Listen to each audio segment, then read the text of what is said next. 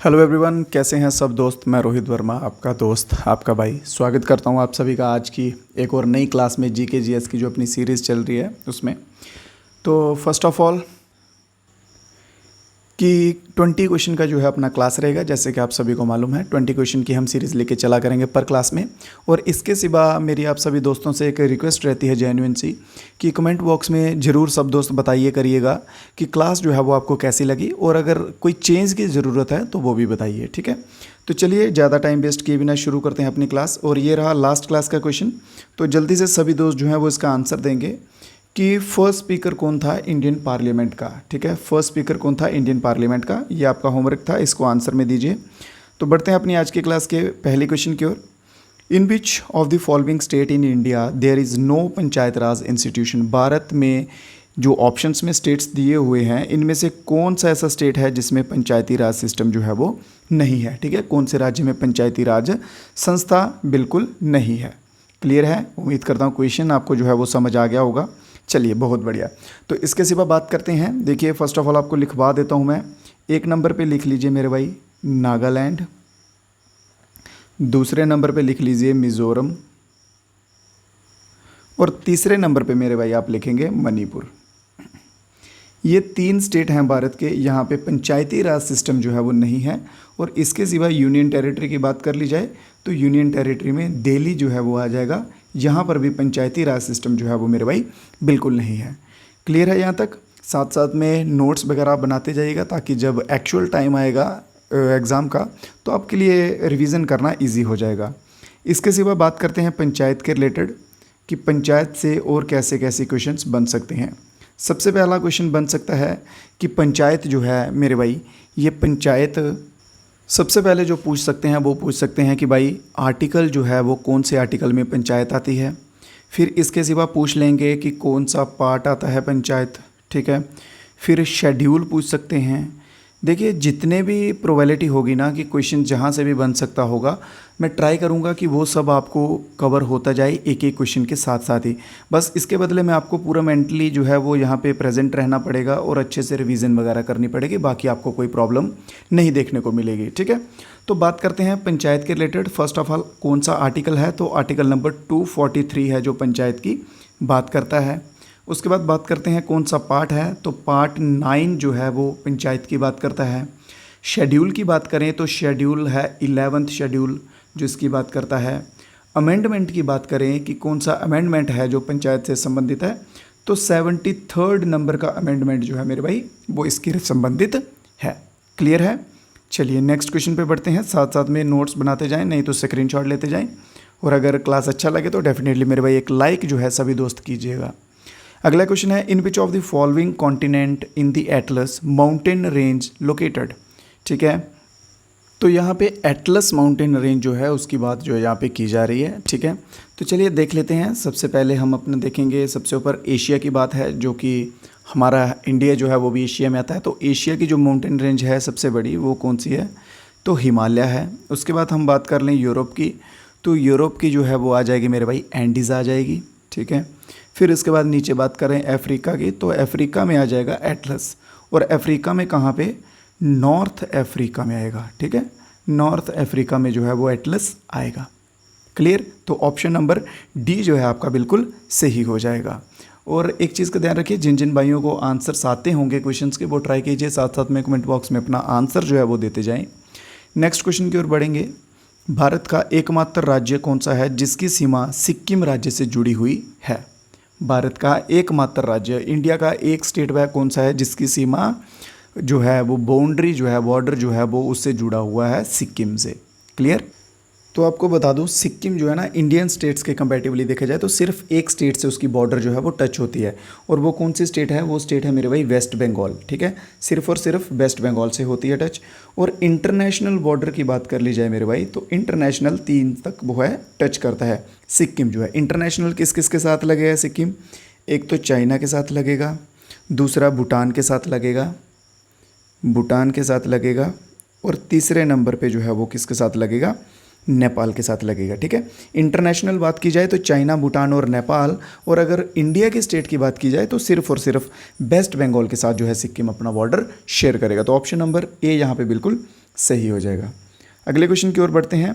SAARC के related question है। SAARC जो कि एक संस्था है 1985 में जो संगठित हुई थी, उसकी फुल फॉर्म पूछी गई है। ठीक है, सार्क की क्या पूछी गई है? फुल फॉर्म पूछी गई है। तो सार्क की फुल फॉर्म क्या है? साउथ एशिया एसोसिएशन, कहाँ गया? हाँ, तो ऑप्शन नंबर आप देख सकते हैं बी। ठीक है, southern Asia association of regional corporation. ठीक है, ये जो है इसकी फुल फॉर्म है। इसके सिवा जो मेन इसके ऊपर क्वेश्चन बनता है मेंबर्स के ऊपर, तो याद रखिए इसके 8 मेंबर कंट्रीज़ हैं। 8 मेंबर कंट्रीज़ हैं। एक उसको छोड़ दीजिए, किसे? चाइना को। भारत के जितने भी पड़ोसी देश हैं ना, बस एक चाइना को छोड़ दीजिए, बाकी आप जितने काउंट कर सकते हैं वो सब इसके मेंबर्स हैं। ठीक है, स्टार्ट कर लें। अफ़गानिस्तान, पाकिस्तान, बांग्लादेश, भूटान, ठीक है, मालदीव्स, नेपाल और श्रीलंका, ये सब इसके मेंबर्स हैं। बस आप चाइना को यहाँ से निकाल सकते हैं। क्लियर? 8 मेंबर्स हैं और इसकी फुल फॉर्म ये रही। अगले क्वेश्चन की ओर बढ़ते हैं। When was the prime minister employment scheme PMRY stated? PMRY से मतलब है प्रधानमंत्री रोजगार योजना। ठीक है, इंग्लिश में रहेगा प्राइम मिनिस्टर एम्प्लॉयमेंट स्कीम और हिंदी में रहेगा प्रधानमंत्री रोजगार योजना। जो है वो कब पारित हुई थी? Question number 25। बहुत बढ़िया। तो 2 अक्टूबर 1993। ऑप्शन नंबर कौन सा सही रहेगा मेरे भाई? ऑप्शन नंबर ए, 2 अक्टूबर, 2 अक्टूबर 1993 में ये स्कीम जो है वो स्टार्ट हुई थी। क्लियर? तो ऑप्शन नंबर ए यहाँ पे बहुत ही बढ़िया, बहुत बढ़िया, हमारा आंसर सही हो जाएगा। नेक्स्ट क्वेश्चन देखते हैं। विच of the following is not a transition metal? इनमें से कौन सी एक संक्रमण धातु नहीं है? तो यहाँ पूछा गया नॉट अ, ठीक है, कौन सी नहीं है पूछा गया है। तो हमारा आंसर चला जाएगा किसके साथ? ऑप्शन नंबर डी के साथ, रेडियम के साथ। क्यों? क्योंकि रेडियम जो है वो एक एल्कलीन अर्थ मेटल है। ठीक है, कौन सी है मेरे भाई? एल्कलीन अर्थ मेटल है रेडियम। अर्थ मेटल है रेडियम। क्लियर? जिसका कि एटॉमिक नंबर जो है वो कितना होता है? 88 इसका एटॉमिक नंबर होता है। इसके सिवा ये 3 जो हैं ऊपर के, ये कौन से आ जाएंगे? ये आ जाएंगे ट्रांजिशन मेटल में। ट्रांजिशन मेटल में।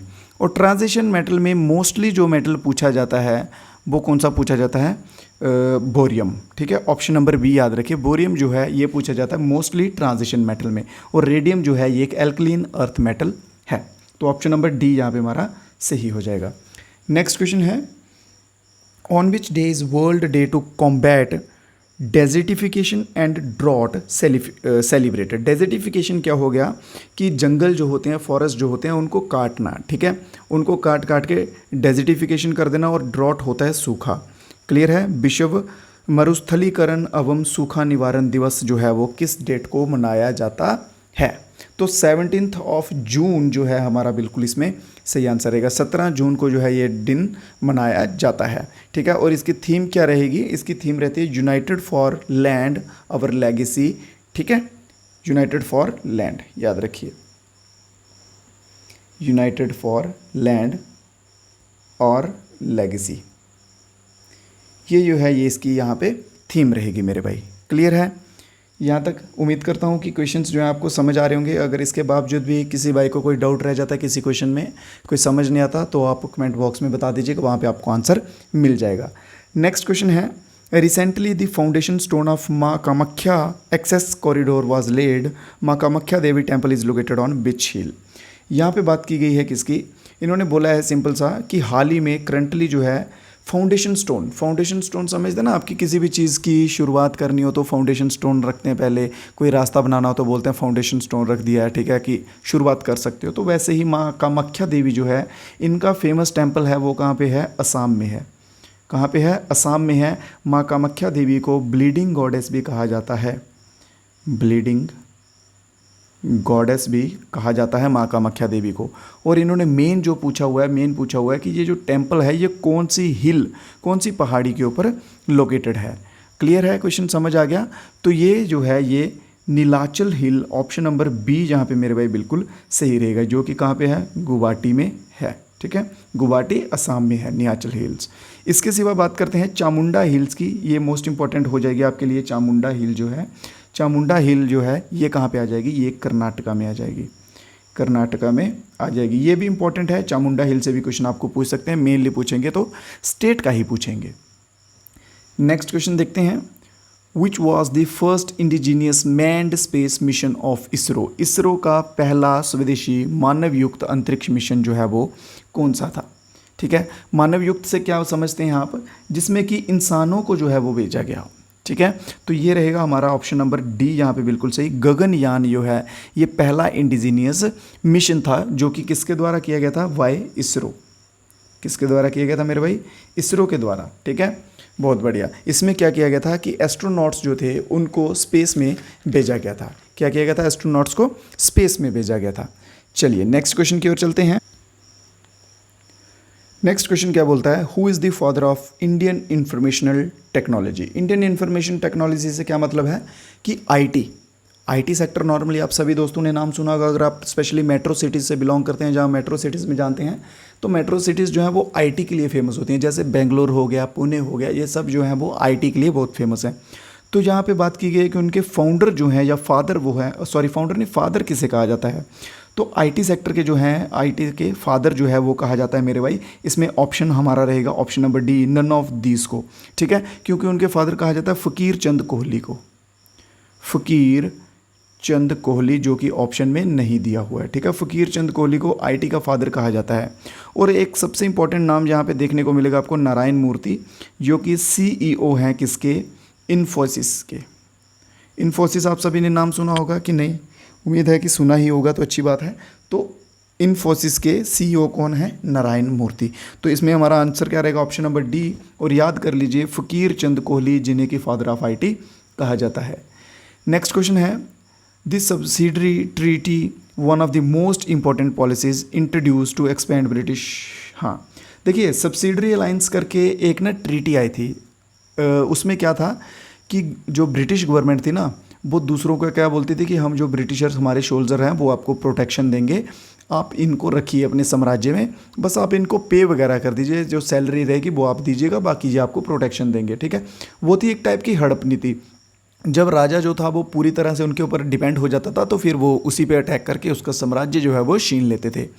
तो ये जो ट्रीटी थी, ये सब्सिडरी अलायंस इसे बोला जाता मेनली, तो ये किसके द्वारा इंट्रोड्यूस किया गया था। ठीक है, तो ये किया गया था वेलेस्ली के द्वारा। किसके द्वारा किया गया था, वेलेस्ली के द्वारा। ऑप्शन नंबर सी जो है बिल्कुल सही रहेगा। और कब किया गया था, 1798 में जो है वो इंट्रोड्यूस किया गया था। ऑप्शन नंबर सी, बहुत बढ़िया।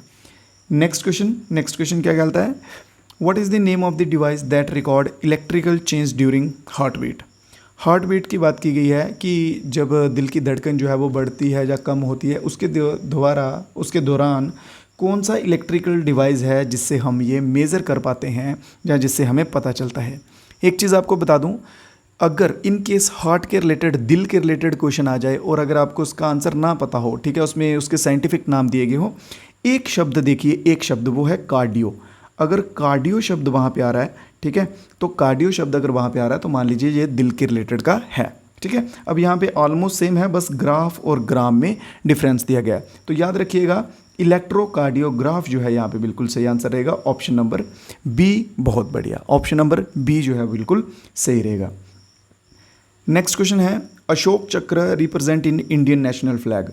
भारतीय हमारा जो फ्लैग है, हमारे फ्लैग के बीच में अशोक चक्र है जो इस तरह का। ठीक है, ये जो है ये क्या चीज़ दर्शाता है, क्या रिप्रेजेंट करता है, cycle of prosperity, authority, peace या फिर रिलीजियस इंटेंशन।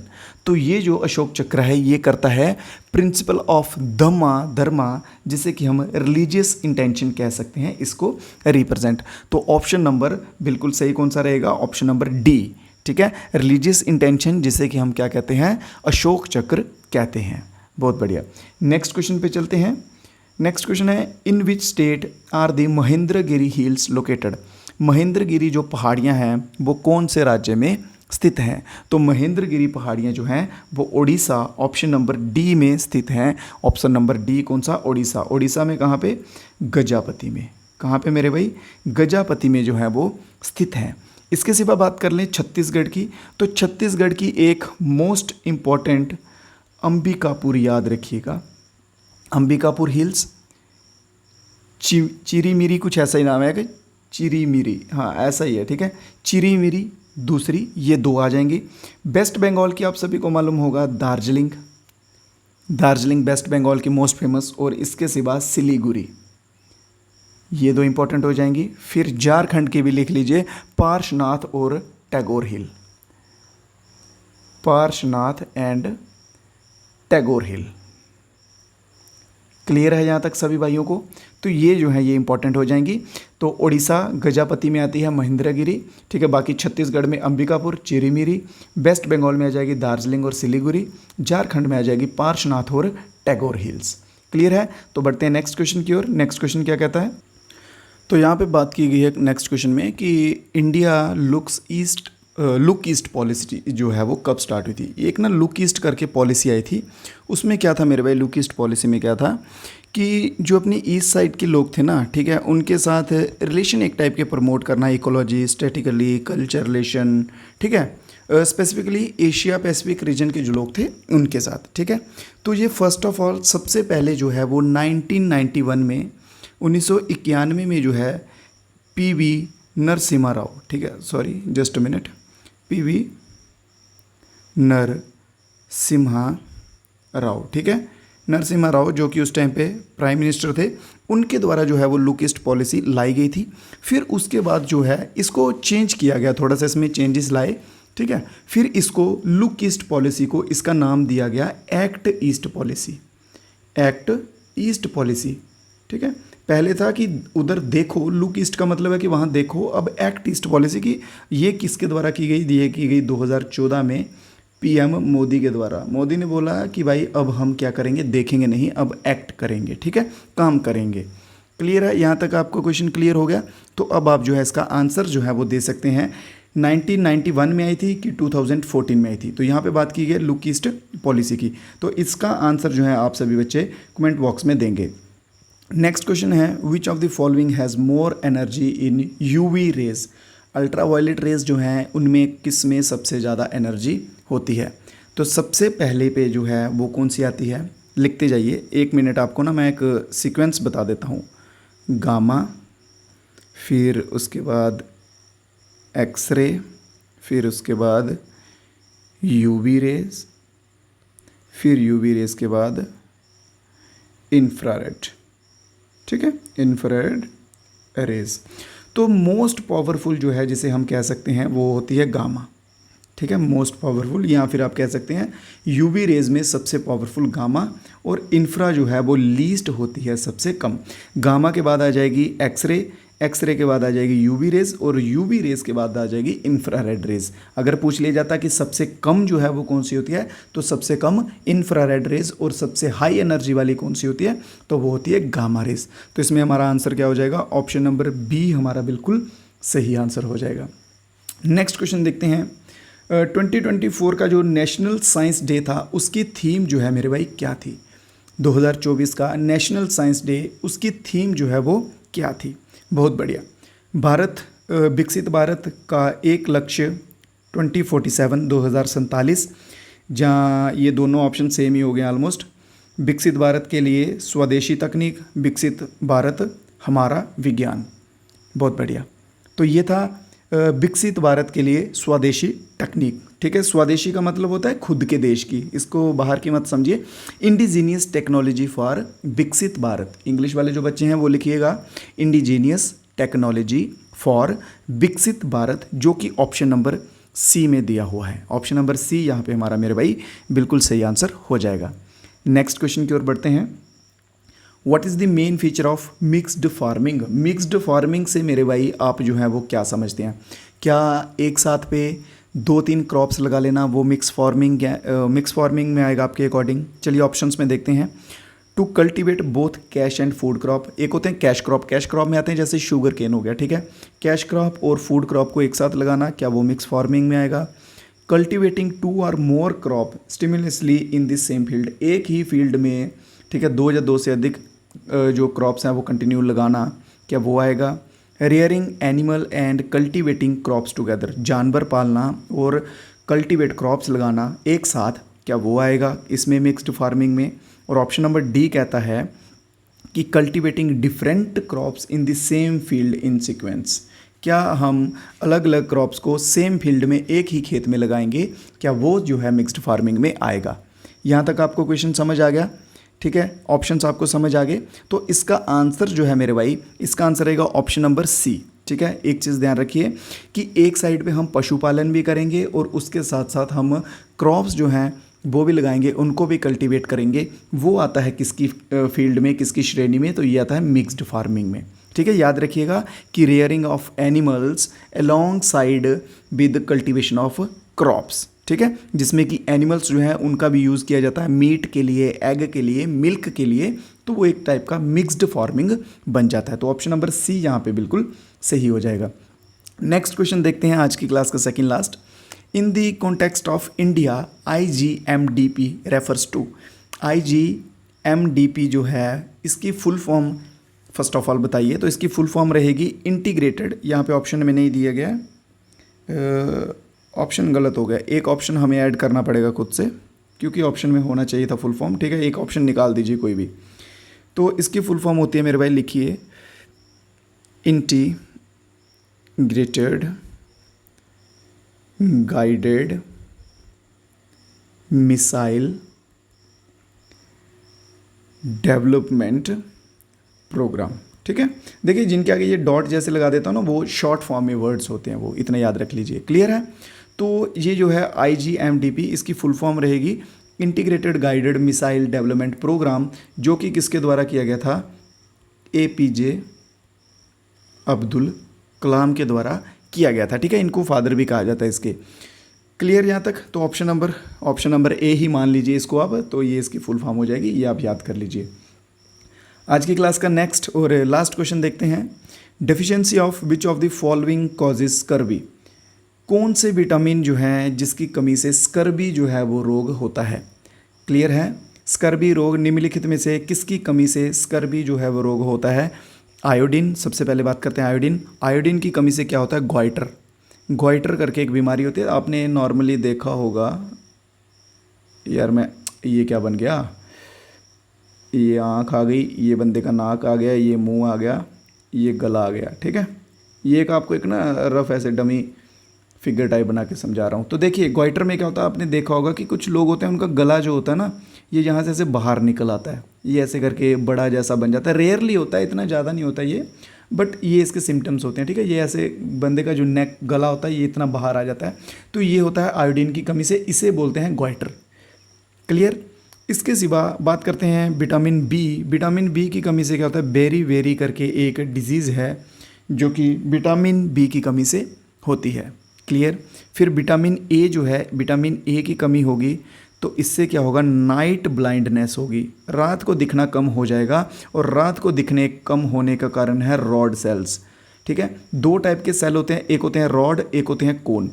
जिनके अंदर कोन सेल्स कम होंगे, ठीक है, जिनके अंदर रॉड सेल्स कम होंगे, ये दो टाइप के आ जाएंगे आइस के रिलेटेड। रात को जिनको दिखना कम होगा उनके अंदर रॉड सेल की कमी होती है, वो डिक्रीज होते जाते हैं। फिर इसके जब बात करते हैं ऑप्शन नंबर सी की। ऑप्शन नंबर सी से क्या होता है? स्कर्वी रोग जो है, स्कर्वी डिजीज़ होती है, ये एक स्किन के रिलेटेड डिजीज़ है। किसके रिलेटेड है? स्किन के रिलेटेड डिजीज़ है स्कर्वी। तो ऑप्शन नंबर डी हमारा सही हो जाएगा यहाँ पे। एक विटामिन डी यहाँ पे नहीं दिया हुआ है, विटामिन डी लिख लीजिए। विटामिन डी की कमी से क्या होता है? रिकेट्स होता है। क्या होता है मेरे भाई? रिकेट्स। रिकेट में क्या होता है? बोन्स जो होती हैं ना वो लूज़ हो जाती हैं, एक टाइप की, कि आप कह सकते हैं सॉफ्ट होने लग पड़ती हैं। ठीक है, वो उनमें वो हार्डनेस वो नहीं रहती, वो ज़्यादा फ्लेक्सिबल होने लग पड़ती हैं।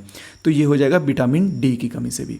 Vitamin A, vitamin B, vitamin C, vitamin D, ये चारों इंपॉर्टेंट हैं और इनसे क्वेश्चन आपको देखने को ऑलमोस्ट मिल जाएगा। क्लियर है मेरे दोस्त? तो आज की क्लास जो है उसको हम ख़त्म करते हैं। आज की क्लास के क्वेश्चंस जो हैं वो हो चुके हैं। अभी सभी दोस्त जो हैं जिन्होंने भी यहाँ तक बने रहे हैं हमारे साथ, बहुत बहुत शुक्रिया विश्वास दिखाने के लिए अपना, और ये विश्वास बनाए रखिएगा हमारा अपने साथ, अपना हमारे साथ। हम डेफिनेटली आपको आपके मंजिल तक जो है वो पहुँचाएँगे। क्लियर है? इसके सिवा रिव्यू जो है वो ज़रूर दीजिएगा क्लास में कि क्लास आपको कैसी लगी है, क्वेश्चन समझ आए कि नहीं आए। अगर कोई चेंज की ज़रूरत लगती है तो वो भी आप डेफिनेटली बता सकते हैं। तो मिलेंगे दोस्तों कल फिर से नेक्स्ट वीडियो में कुछ नए क्वेश्चंस के साथ। तब तक हमें दीजिए इजाज़त। जय हिंद, जय भारत।